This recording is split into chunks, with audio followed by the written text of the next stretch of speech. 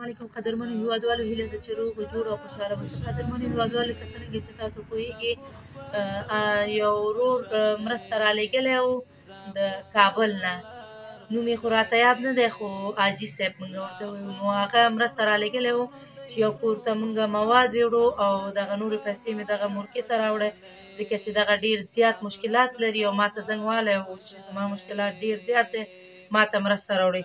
نو دغه مرسته موږ دغه مورکې ته ورکوو. احساسات یې له تاسو سره شریکوو، موږ سره اوسئ. السلام علیکم. څنګه یې مورې، ښه یې؟ ماشومان دې ښه دي؟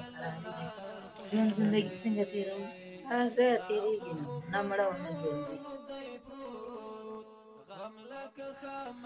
د کور سرپرست نه لرم، خاوند نه لرم، کونډه یم، جینکۍ دي ټولې، د ګټې وټې مې څوک نشته. زه ګوره مریضه یم، دا مې عکسونه دي، د دوای پیسې مې نشته، نسخه یې راته ډاکټر راکړې ده، دا ګوره عکسونه دي، زما عکسونه دي دا. دا د څه عکسونه دي؟ دا ملا مې خوږېږي، ډېره ورانه لګېدلې مې، او پښې مې هم دي او لاسونه مې هم دي. دا پرچې ډاکټرانو راکړې دي، یو نسخه دوا مې واخیستله، هغې سره ښه نه شوم، بله نسخه مې واخیسته، هغې سره ښه نه شوم. اوس یو ډاکټر راته دا ګوره ټیسټونه لیکلي، اوس پیسې نه لرم چې زه لاړ شم ټیسټ یې راته وکړي، دا دوایانې یې راته ولیکل، ویلې ته لاړه شه دا ټیسټ یې راته وکړه، دا دوایي وخوره. زه پیسې نه لرم چې ځان له پرې دوایي والم، د ډوډۍ خوراک پیسې نه لرم، ټولې سیاسر یې را په غاړه دي.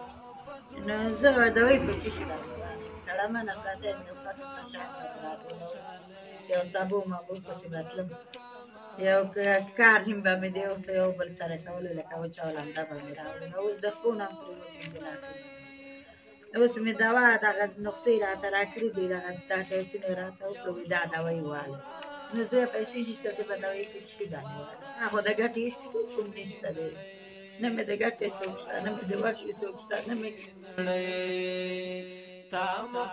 نه نارینه لرم، نه الهي امید لرم، ما له دوایي والي یا پیسې راکړي، چاته لاس وګرځم چې ته ما له راکړه چې زه دوا وخورم.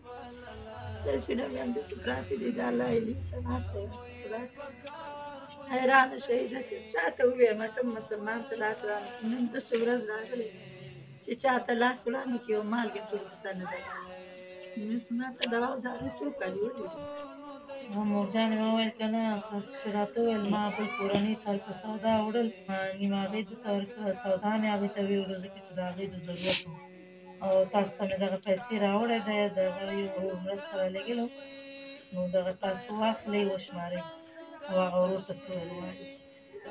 دا څو روپۍ دي؟ ته یې وشماره که نه، ته یې راته وشماره.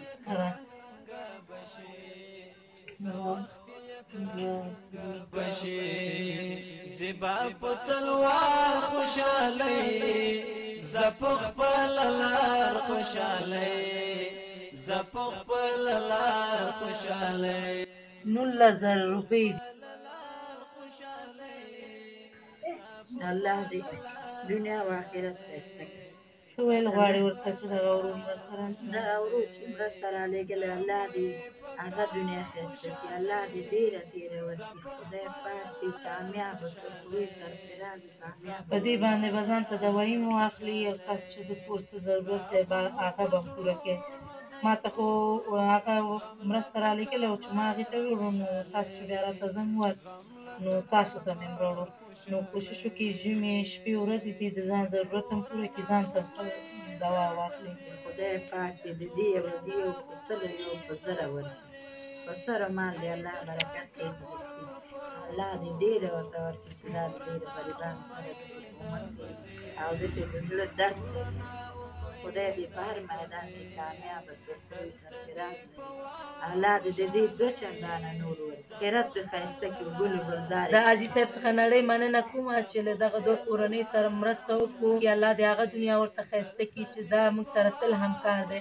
هیله کوم هېوادوالو چې تاسو هم په دغه پروسه کې موږ سره لاس یو کړئ او دغه بېوزلو خلکو لاسنیوی وکړي. همداسې چې دغه مور دغه ضرورت لري، داسې ډېر خویندې او میندې دي چې دغه مرستې ته اړتیا لري. د وټساپ شمېره ده 080 90 90 0